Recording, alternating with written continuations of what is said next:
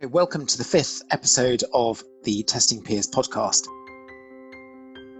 Tonight we are rambling on reporting and how it fits into the testing process. Tonight we have Russell, we have Simon, myself and Chris. And so what are we all eating tonight? Thursday night for us is always beige night. Beige tea night, we're all busy. No chicken nugget. We had a roast tonight. Thursday roasts. I'm running a bit roast. late. Pork chops, but not really a roast, but still. Running a bit late. I went for a cycle after work and only got in at about 8 o'clock. Had to shower and cook and just got them out of the oven in time. Simple food. We had burgers. So Simon wins the prize for the most healthy meal tonight. What a roast. Well, it's healthier than beige or There was lots. burgers. There was lots of veg. To be fair, yeah, these are beans, really. It's beans curd. They're not actual chicken. It's not a competition, guys. Everything's a competition, Chris. Well, Get with the program. I refuse to. Excellent. Let's get to the topic. I have a question for you. How do you display your metrics or displaying your results? Well, and how reporting your testing, isn't it? and reporting your testing. And actually reporting testing is an art to be able to highlight those areas that are a problem, but you can very easily hide by the expectation. A green dot means good to go. It's the gamifying the system thing, isn't it? People say, like, if there's an expectation for a certain amount of things, you can hide so much stuff. If you're being asked to produce a report, but your report is 30 pages long and you know no one's ever going to read it, you could just do that. Or if you just need to show I exceeded X number of test cases because no one's ever going to check up on it, you can just do that. And then there's people hide behind the agile thing saying that working software over documentation means I don't have to do documentation, which of course isn't really what you're supposed to do. But people do that. Then there's people who hate test management tools. It's interesting because you say about hiding in a 30-page report. Working in a very regulated industry like I did in a previous role, literally, if you in your test plan listed that you're going to run 3,500 tests for the regression cycle or the end-to-end test cycle, when it came to your test exit report or test completion report, as it was called, and you listed out exactly how many tests you'd run and how many tests passed, etc., they would question why the number didn't match the test plan. So that in that time frame where we tried to be smarter with our testing and reduced our test coverage down or increased the number of test cases, they would come back on us as to ask why we hadn't matched the exact number that we'd done in the previous test plan. Did they want to know the reason or actually the numbers to match, if that makes sense? Did they want a conversation about, like, your reason? Yeah, it depends. Well, it tended to be the actual person that was regulating us was actually an ex-test manager. So he was actually quite amenable when it comes to talking about smarter testing. We were able to have that conversation and he'd go, fair enough, but just make sure in future, if you're doing this, we would like to see why you've changed your test coverage, which is fair enough. I'm sure we've all worked with regulations and there's differing levels of regulation, how stringent they have to be.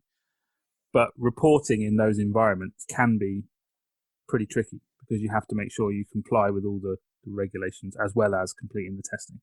I think it come down to that. And obviously, because it's finance related, even a pence difference in the results that we were getting in our testing and what happened in production, or if you're comparing results between one system and another, if they don't match exactly, then there was problems. And we had to do things like four-way balancing to make sure that all four systems were reporting the same financial figure. And that's what they care about more, is the actual finances of it, not necessarily the user experience or the overall perceived quality of the system. But that's what the regulators are there for. They're not there for the experience. Don't care how fluffy it looks. They want to just know that the numbers are right. I know of a PM who said that they didn't like a pie chart because you can hide a lot of information behind a pie chart. But to be honest, you can hide a lot of information in whatever form that you actually produce. Any simple metric, the same. It's a simple metric, therefore you can hide anything. You can manipulate anything. Of course. Yes. That's the truth. Yeah, exactly. Give the full data, but as you said, most people won't read the full data most of the time. They might notice front page of a newspaper. People read that headline. It doesn't matter what the content it has. They've read that headline. And in fact, some people just try and skim read or predict what's actually happening. They will see, like we said before, a green dot to them means go, and it doesn't matter what it says underneath. It doesn't matter if there's any number of colours underneath. They're looking for that green dot, and because they're busy people, and that's what they're looking for. I do feel at times that we make excuses for people not doing things properly. It's human nature to skim, to take shortcuts and do all that sort of stuff, don't get me wrong, but if I was accountable for releasing software, then I'd be making sure across the T's, dot the I's, not just see a green dot. I'd read the content of the information because someone had spent the time to build this and to put it there. Therefore, my job is to make sure I read it, ask questions before I execute. If I don't have the time to do that, there's a bigger organizational job, or the report's too big. Or I have to give feedback. I agree. You've got too much stuff in. I care about X, Y. Yeah, it's knowing your audience for the report, isn't it? Because there's not like a one report for everybody. Because testers will want more detail in the report than the release manager. The release manager might want to know change sets and bits and bobs for release notes and stuff. And then maybe the head of tech might just want to care that everything's on track and they're going to keep on deadlines and whatever. Yeah, you're right. There might be a case of, as a test manager, you'd want to advocate for the testing your team had done. So therefore, you'd want to know enough information to be able to articulate it and talk about it and explain the coverage that your team had done as far as the testing. Whereas I've worked with PMs and others that literally, I haven't got time to read your report. Just give me a RAG status. Is it good to go? Or can you give me an executive summary slide table with just red, amber, and green for security, performance, Stick a thumbs up. Just go. Ooh. Yeah.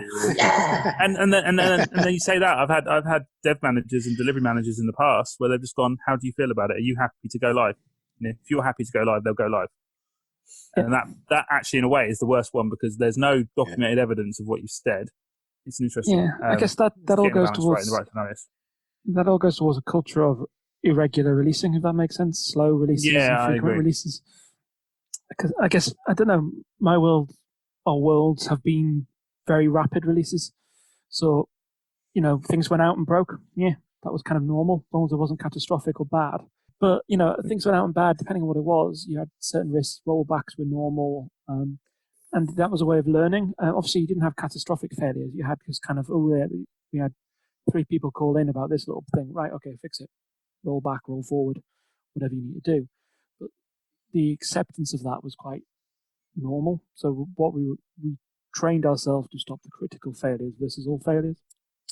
And because you could have that rollback, because you had kind of like you had high quality beforehand to a degree as well. You kind of had fast feedback loops so that actually you learned quick.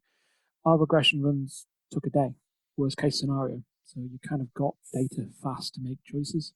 And that's full regression everything, not parts and bits and bobs. And how often did you release?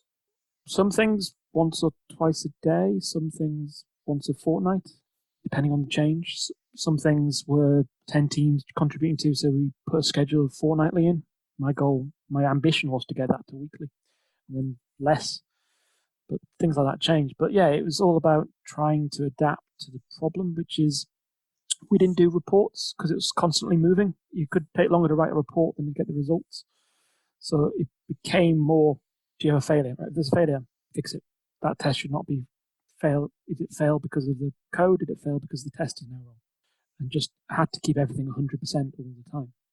And that's constantly keeping you busy, but it meant your reports did automation all pass? Yes. It made life a lot less complicated in some ways. Everything should be green. And because you could run it constantly, get feedback constantly, that meant you didn't have reports saying tests failed or things you didn't want to do. It changes your attitude to risk as well, doesn't it? Yeah. You know that you've got the tests that cover the high risk things. And you know that before any new bit of software goes out, those tests will also be automated. That's part of the definition of done. Therefore, you've got the coverage so that your reports get quite easy. Just here's the evidence of the automation being green. And if it's not green, you have to put an explanation as why your test you've said is green, even though it came out red. The faster the feedback loops you get, the easier test reporting, testings become. Getting that fast feedback, however, is a whole different subject. You can't automate everything, first and foremost. But the things you want to do regularly, they're the things you want to automate. If you can get that, then you can get faster feedback. Great. Did you have a good relationship with customers, as in like customer support and stuff? Did you actually get the feedback coming through usefully? Yeah, very good connection. So all the customer support teams, team leaders and all the rest of it knew me. I'd visit them occasionally and say hello. We'd have Slack channels that they were a part of. We literally had a team that kind of looked after kind of communication, would escalate anything that went bad. we would get dev managers to stop things. The culture for the devs and testers was, that's bad, we've got to fix it. Well, that's bad, we need to turn off that feature. That's bad, we've got to do this. And if I'm honest with you, of the last year, we had features, things that went out that impacted a couple hundred people. Worst case scenario that we know of, nothing was much bigger than that. Definitely had some performance issues that probably were bigger. But we just turned those features off because they were usually beta features that we put out and that had a knock-on consequence. We had an horrendously red-taped process at McAfee for that. Basically, after we had a couple of production issues that caused big blue screen of deaths for hundreds of thousands of customers, we put this production change board in place, which meant any change going into production had to go through not just one level of review, but there'd be a localized, what they call a pod review, which was where they had 3 people from that particular SME area to review the request. And then if they approved it, they'd send it to the board, and the board would then meet twice a week on a Tuesday and Thursday to review all the ones that were ready to go live. And they'd then spend all that time, and then there'd have to be a scheduled date of when they could put the change in. And so basically it was 2 weeks just for this process part. So you had to factor 2 weeks into your release cycle. Which means failure is more likely. You learn something in those 2 weeks. Exactly. Can't respond. Yeah, no, exactly. Yeah, I complained of ours was a day. Ours delayed things 24 hours. So, yeah. Russell, Yes. Did your attitude to these things change? Did you feel like, say, 3 years ago, 4 years ago, did you have a much greater sort of resistance to those sorts of things, and then something happened, or it changed, or was it just you always felt that way? It all comes down to being what I'm held accountable for. So if my bosses would yell at me if things didn't go into production, then I would put horrible processes in place to make sure I didn't cock up, is the honest answer, because it'd be on my head. But if it's a team culture, as in we all make mistakes, things go wrong, do we do our best, do we learn from our mistakes, if that culture exists, you don't want to put things in. You want to enable, you want to empower, you want to help people learn, is the honest answer, rather than stop them. It's kind of a self-fulfilling prophecy. I think I was definitely more process-orientated 3 years ago, 4 years ago. But my desire to learn, to adapt, to help the team fail, but learn from it, probably made me not want to do it. But also my belief in having the processes in terms of how people work to try and prevent the common mistakes. What an extra day does, what a review of a manager does to improve things. I know myself reviewing this, I can't tell you the details of that project. So I can't tell you what testing was missed unless they have not put anything in that document saying performance testing. Then I can go to them, have you done performance testing? They go, oh yeah, sorry, I didn't put it in the form. And that's just delayed it by an hour. So what we found is if we taught people what they need to do, they end up doing it. Whether they put in a form or not, it's a different problem. I do think my attitude changed. Cool. Teach the people. Don't put a process in. Gatepost them. I agree, and it's a hard battle because a lot of experience I've had is they want the process in place so they've got a paper trail to prove that things have been done correctly. And actually, you're right. It's just about making sure the people have the right tools and the right knowledge and the right understanding of what they need to do, and then trust them to do it. Yeah. But to be fair, though, if I was working in some of the industries you talked about, I know that the audit trail of these things was not 100%. As in, I could go in, look at any one of them, and probably point out 5 things that weren't quite right in the audit. Yeah, and I guess there is a particular context drive there, isn't there, of what is the context that this process is being put in place for? Is it impacting the lives of customers? Is it impacting, the lives? The cybersecurity world is a particular one of, they're trying to protect people, and if things go wrong, it can be quite bad for them. I guess the healthcare industry and others as well, we want to make sure that things don't break in production. Yep. If it's a HR software or a SaaS solution that's not going to be impacting lives, then yes, there can be a less risk-adverse type approach, I guess. I guess the audit of it doesn't change the risk of it, but doesn't generally impact the risk. What you test, what you do, that is the value.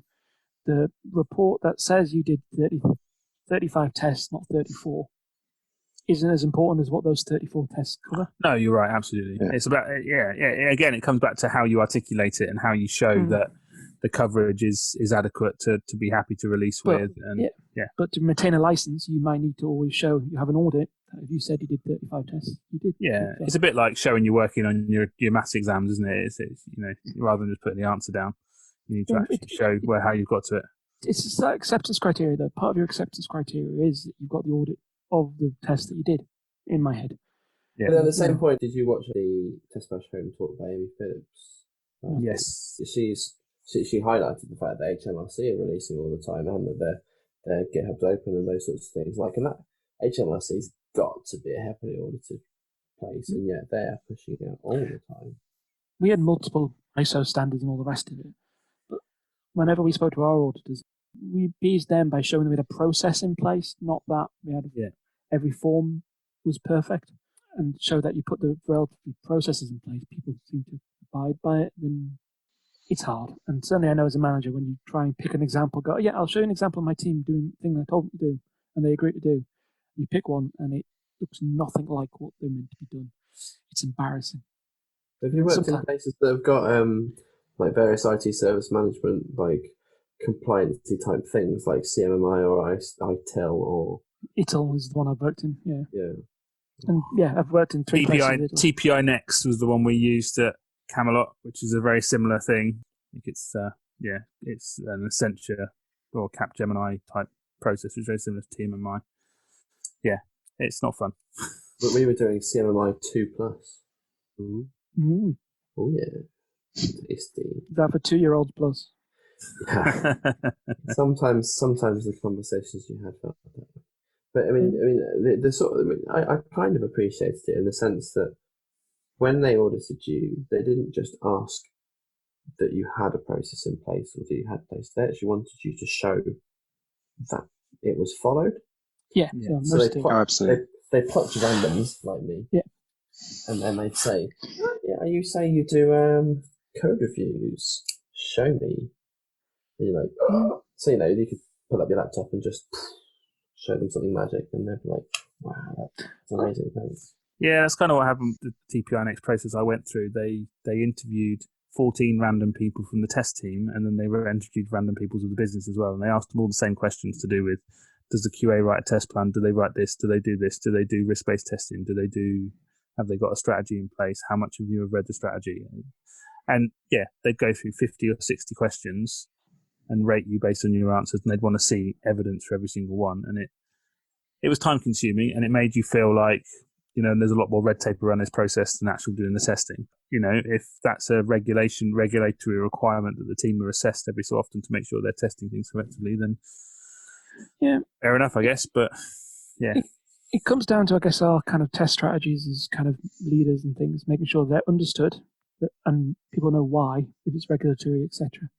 And that we hold and coach people to be held accountable for the things that are important, so that actually we don't need bureaucratic processes on top of these to add to it, and that things are followed, they're followed. If we saw the tester go and test something, I'm sure all of us trust that tester to do testing to the best of their ability.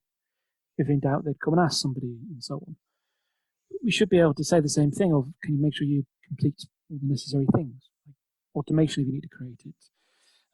Exploratory test sessions if you need to create them. Log of test results, a history of a code reviews or peer reviews or test reviews.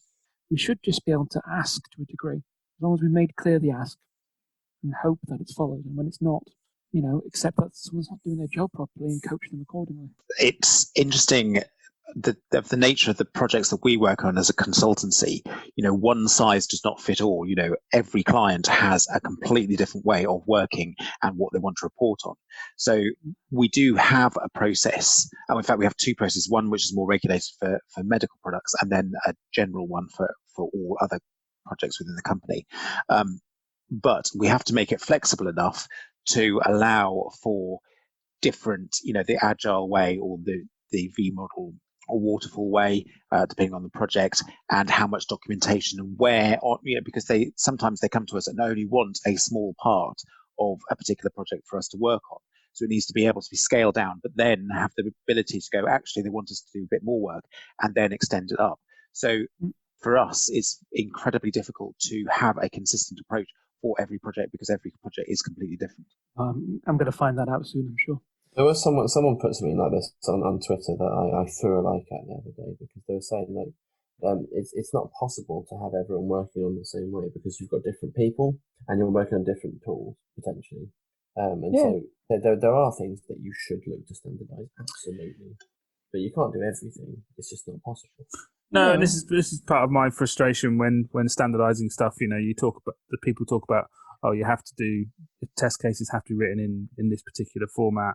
Yeah. Reports have to be using this particular template, etc., etc. And you're right. Everybody's different. Everybody works in different ways. There's a right level of standardization that's needed just to prove that we're testing effectively or we're running projects in an effective way. Yes, absolutely. But there comes a level where you have to trust that the team are doing the right thing.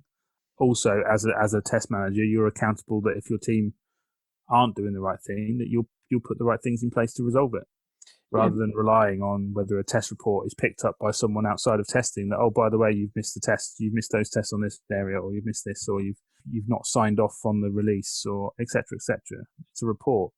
People make mistakes when writing reports. It's not necessarily a true reflection of what testing they've done. It's very true. As I said, it comes down to highlighting what's important, what isn't, what's critical. Then you have to follow a template. If it was a legislative type template to prove X, Y, and Z, then yes. But actually, it may just be you need to show that the full system's calculated. So that's the one thing that's mandatory. The rest of it, the form is just there because it was useful. It's just trying to make sure you know which is which, I guess. I think also we need to allow testers to have some flexibility and to try new things. What you don't want is for them all to be clones of each other and not learn from new testing techniques that are coming in. So we need to support them as leaders in order to allow that flexibility. But like Simon just said, pick up the pieces if things go wrong and have a separate route to capture those things if things don't pan out quite so well. I've had challenges around that one, I think, because I've had people not realize the output, what it's used for, if that makes sense. So it's making sure they understand the value of the product which they're producing. I execute a test, the test worked, the team can release the software, yay, good. Well, no, actually, that has to be an audit, that gets used by X, Y, and Z. It has to be stand up and so on and so forth. And sometimes they get lost from the full picture, focus just on the immediate picture, which is, I've tested this and it worked. And I guess it's trying to draw the two together, because you can experiment, but you need to know the bounds of your experiment. Because if you get them wrong, then you can go off on tangents and forget the purpose of what the artifact was trying to do. Thank you for joining us this week's episode for that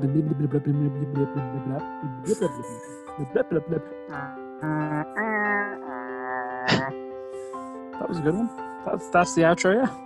I really enjoyed that. I'd leave that in there. You have to use that. It's back to the dial-up, I think. That's what I was going for. Thank you. The charades worked, which wasn't. That was podcast charades, which is very hard to play. No miming allowed. Anyway, try again. Thank you for joining us for this week's episode, where we talked about reporting. If you would like to get in contact with us, feel free to reach us at contactus@testingpeers.com or tweet us at testingpeers. Thank you. For now, it's goodbye from the Testing Peers. Goodbye.